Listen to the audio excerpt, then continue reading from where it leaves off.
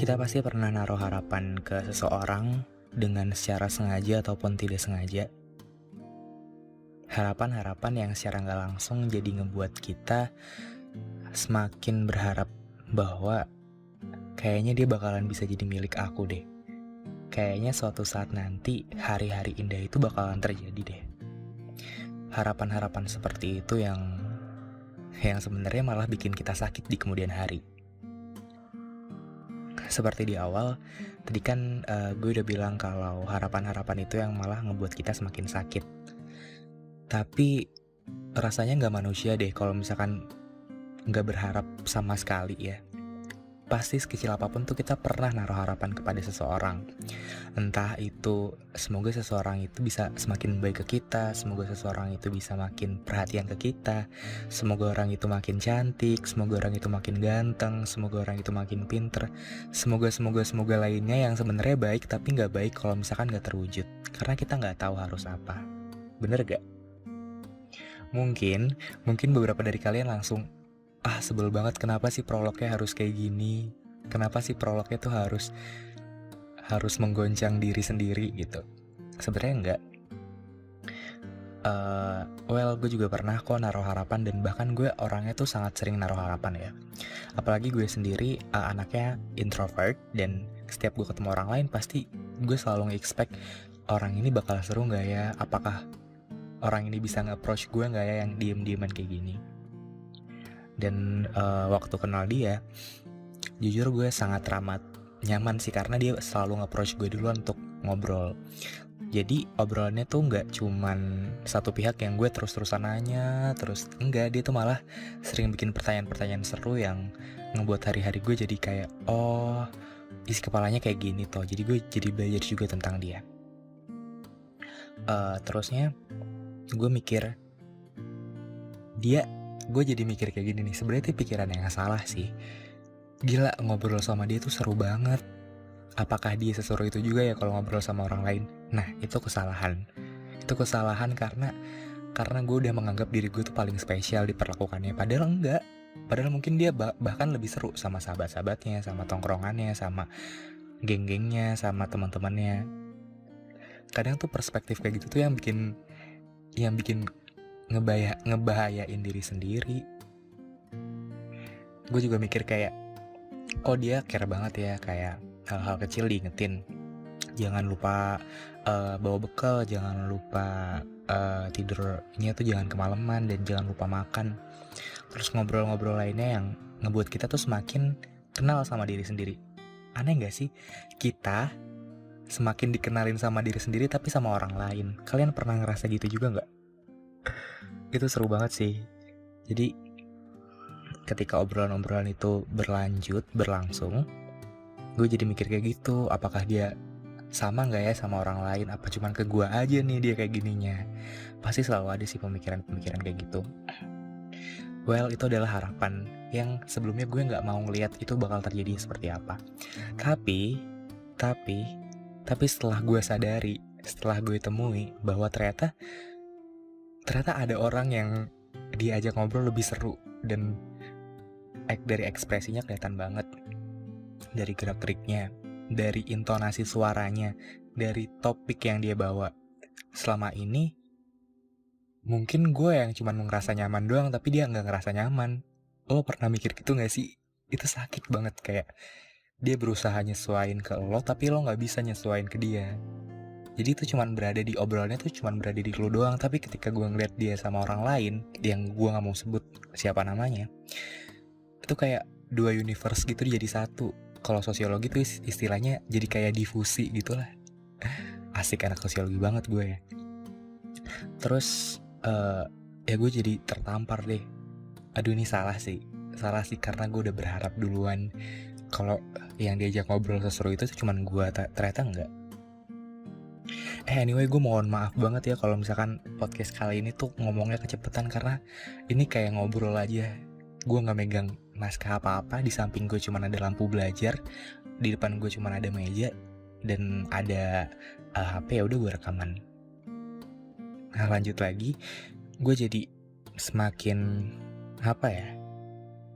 semakin belajar juga, iya, belajar buat ternyata dunia nggak cuma tentang gue aja gitu loh. Gue juga harus belajar buat bikin obrolan tentang dia juga yang dia ngertiin dan dia enjoy. Tapi dia pernah bilang bahwa lo kenapa ngobrolin kayak gituan nih, jarang-jarang. Dia tahu banget kalau hal-hal yang aneh itu terjadi di diri gue. Dia malah bilang kayak gini, jangan berusaha untuk jadi orang lain biar disenengin sama orang lain. Nangkep gak? Itu dalam banget sih kalau misalkan mau diartiin. Jangan berusaha jadi orang lain untuk nyenengin orang lain. Wah, gila sih itu. Kata-kata yang menempel di otak gue saat itu dan gue mikir, iya juga ya. Kenapa gue terlalu maksain untuk jadi si A, untuk jadi si B, cuman hanya untuk menciptakan sebuah obrolan aja.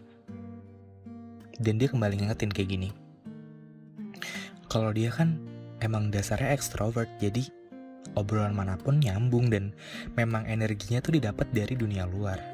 Nah kalau kamu kan introvert, kamu lebih suka ngebahas hal-hal yang emang di universe kamu aja, emang hal-hal yang dalam kaitan tuh secara sempit aja gitu. Tapi yang bikin gue lebih sakit adalah ketika waktu dia habis ngomong itu ternyata intensitas ngobrolnya ke gue tuh jadi berkurang. Gue juga nggak tahu sih. Waktu dia ngobrol sama yang lain dan lebih seru, gue mau marah, gue nggak bisa. Gue mau kecewa, gue nggak punya hak apa-apa. Gue mau nangis buat apa juga, karena sakit nggak sih kalau hubungan tuh lo tuh bukan siapa-siapa tapi lo mau mengatur keseluruhan gitu loh. Karena itu nggak bisa sih. Pertama, lo bukan siapa-siapa. Kedua, lo gak spesial alias dipandang sama. Kayak tadi, meskipun rasa spesial itu tumbuh di dalam diri gue, tapi ternyata mungkin aja dia menspesialisasikan orang lain yang gue gak tahu sampai sekarang. Itu sih. Jadi, yang jadi bukan siapa-siapa itu gak enak ya. Karena kita gak bisa ngatur apa-apa. Kalau misalkan rasa sakit itu timbul, pasti kayak, kok dia jahat banget sih, kok dia gini banget sih. Waktu dia bilang, ya elah, emang suruh siapa lo suka sama gue, pasti kita semakin sakit. Jahat banget sih, gak punya hati banget sih. Tapi sebenarnya itu emang hak dia nolak kita. Emang hak dia untuk mengarahkan, mendirect hatinya sendiri untuk suka sama siapa. Dan itu emang bukan urusan kita sama sekali. Gue bingung kenapa di setiap podcast tuh kayak gue questioning akan permasalahan gue, terus gue gak jawab sendiri. Lama-lama gue jadi gila gak sih? Tapi seru sih kayak gini. Jadi kayak gue gak butuh orang lain untuk nyembuhin gue sendiri. Gue cuma butuh gue sendiri. Gue cuma butuh untuk talk to myself aja. Jadi itu proses penyembuhan yang baik sih. Proses penyembuhan gue kayak gini nih, kayak ngobrol ke diri gue sendiri, ngajak ngobrol diri gue sendiri tengah malam. Dan obrolan yang bisa nyembuhin diri gue sendiri, gue share ke kalian. Dan semoga kalian pas dengerinnya juga dapat suatu insight dan dapat suatu pandangan bahwa ya udah gitu loh. Ternyata jatuh bangun tuh juga gak apa-apa. Ternyata punya perasaan juga gak apa-apa. Kadang suka mikir deh sama orang yang jangan berharap, jangan A, jangan B, jangan C. Terus kita mau ngerasain apa? Hati orang tuh beda-beda. Asal setelah jatuh, setelah patah, kita harus bisa untuk bangkit sih. Karena siapa lagi yang mau nyuruh kita bangkit kalau bukan diri kita sendiri. Orang lain, dia gak bakalan. Setelah dia putus sama kamu atau setelah dia udahan sama kamu, dia pasti bakalan gimana caranya untuk ngebangkitin dirinya sendiri kan. Dan untuk ngebangkitin diri kamu tuh ya PR kamu sendiri gitu loh. Jadi jangan pernah bertopang kepada siapapun, kepada orang lain kecuali diri kamu sendiri. Karena pada akhirnya kita akan berjalan sendiri-sendiri juga. Jadi di sini gue pengen kasih kesimpulan bahwa bukan siapa-siapa itu emang gak enak, tapi tolong nikmatin aja prosesnya gitu loh.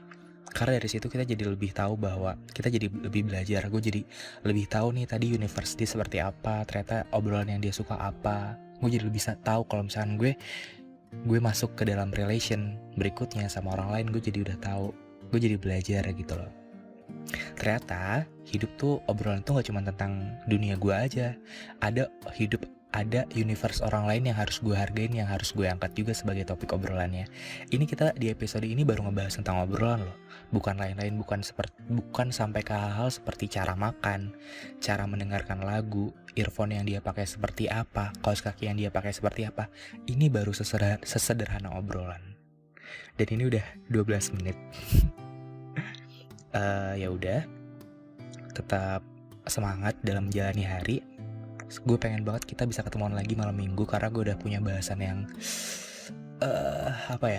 cukup gue tunggu-tunggu dari 2 bulan belakangan ini, tapi baru gue ngertiin. Jadi bukan siapa-siapa, gak apa-apa, karena pada akhirnya kita memilih dan kita dipilih. Oke? Terima kasih udah mau dengerin. Sampai ketemu di episode selanjutnya. Dadah.